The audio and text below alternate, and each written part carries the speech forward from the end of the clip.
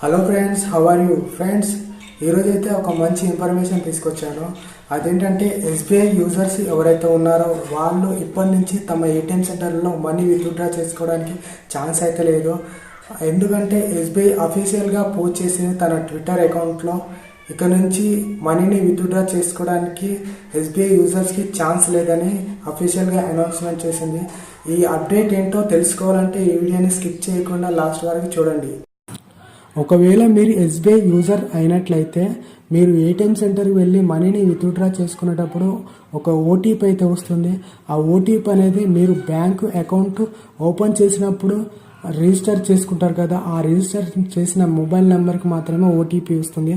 ఒకవేళ మీరు మనీని విత్డ్రా చేసుకునేటప్పుడు మొబైల్ని తీసుకెళ్ళకపోతే మనీ అనేది విత్డ్రా చేసుకోవడానికి ఛాన్స్ అయితే ఉండదు. అయితే ఈ అనౌన్స్మెంట్ అనేది ఎస్బీఐ తన ట్విట్టర్ ఖాతాలో రీసెంట్గా అయితే పోస్ట్ చేసింది. ఇది only SBI customers security purpose మాత్రమే.